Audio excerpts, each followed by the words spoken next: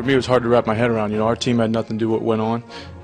Our coaches had nothing to do with what went on. And, we were joking about it earlier. I mean, we were watching Barney when this came out. Taking away wins from 13 years is crazy to me. The punishments that they're putting forward are in mind of making sure something like this doesn't happen again. Contest and combat the notion that sports are, quote, too big to fail. What we can do is impose sanctions that both reflect the magnitude of these terrible acts, but also ensure that Penn State will rebuild an athletic culture that went horribly awry. Penn State football will be banned from bowl games and any other postseason play for 4 years. But did the NCAA have the right? Who were they punishing? How much did they really know? Last year, unprecedented sanctions were taken by the NCAA against Penn State University. They wanted to destroy a culture of Penn State football and return the focus of the university back to academics. They wanted to punish the school for Sandusky's actions. While acknowledging horrible crimes against young boys, former chairpeople of the Penn State Faculty Senate issued a statement that the NCAA punished the school for a runaway football culture that simply didn't exist. Emmert said that no punishment the NCAA could impose would change the damage done to those Sandusky abused, but the culture, actions, and inactions that allowed them to be victimized would not be tolerated in collegiate athletics. Yet, does the NCAA have the authority to punish Penn State culture, take away wins, and pull bowl games, all on a report they didn't even know was accurate?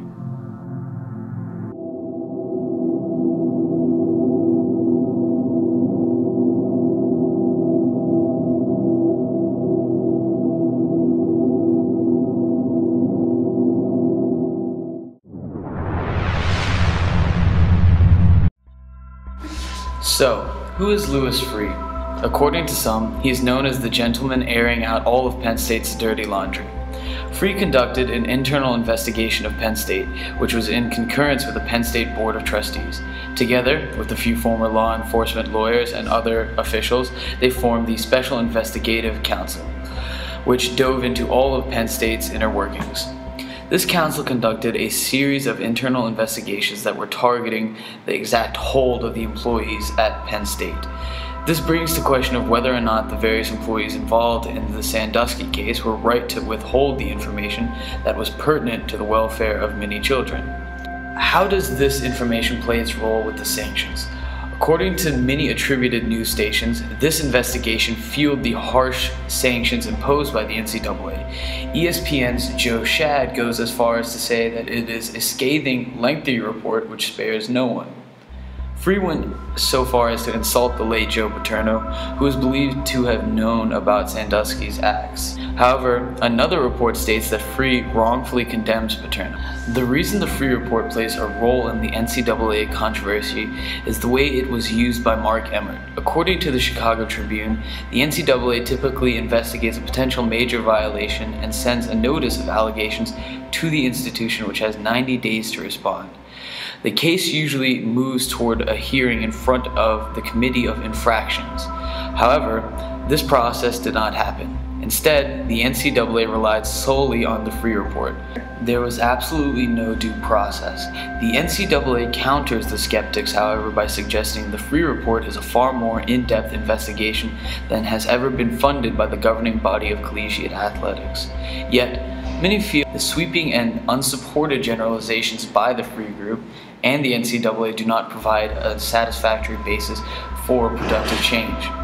In the past few months, Penn State hasn't changed much, and the students, faculty, and administration have grown stronger and adapted to these sanctions. According to Emmert, the NCAA sanctions are intended to deter Penn State from an environment where football is most important.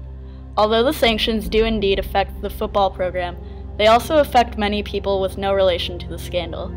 Although the $60 million fine is going towards child abuse prevention, it is coming from the university as a whole, not just the football program and/or the administration.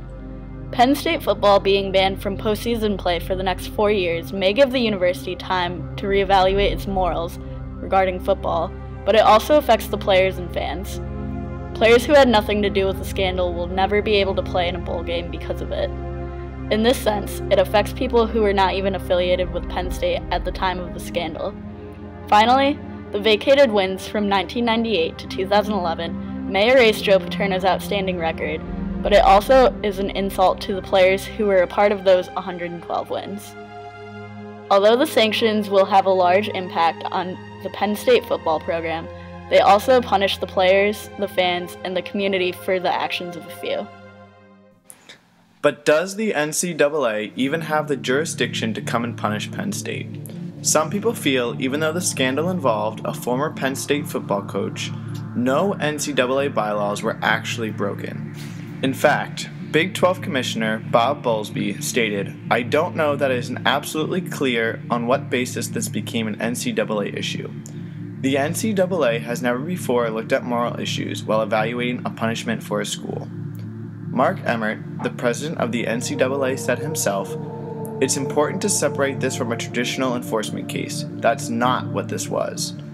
Chris Fowler agrees, as he states in this interview.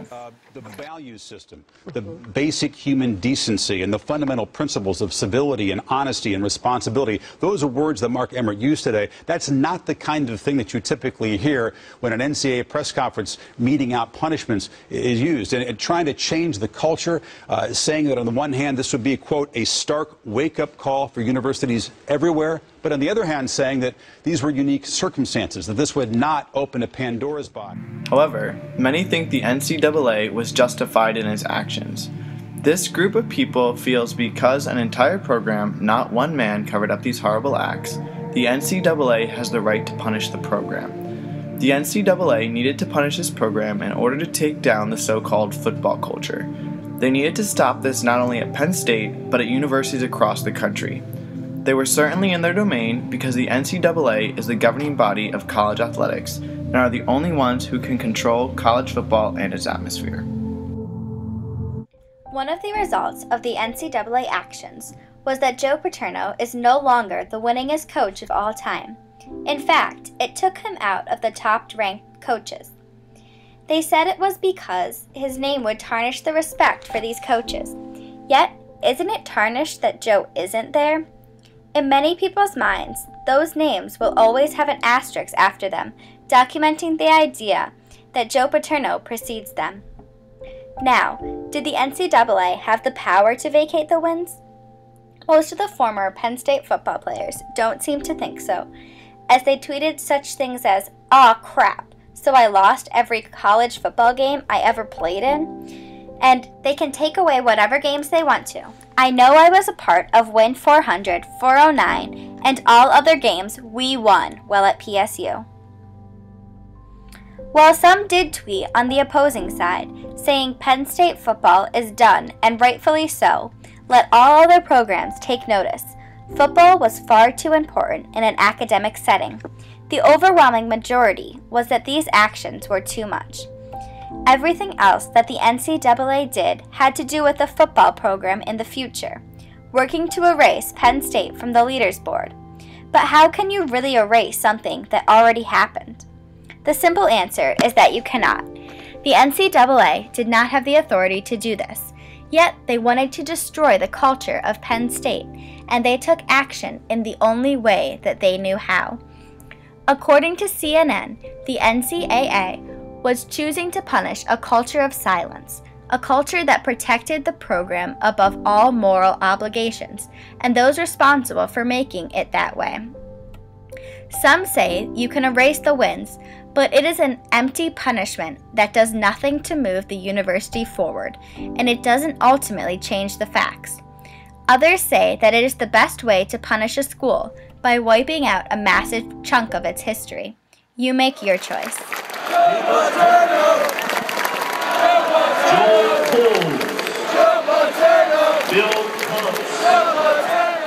The NCAA sanctions were intended to punish the program under which Jerry Sandusky was knowingly allowed access to children. Although his actions and those who knew of his actions should be punished, the NCAA sanctions goes beyond punishing the small group of people who were actually involved with the scandal. They largely affect the players, the fans, and the university as a whole.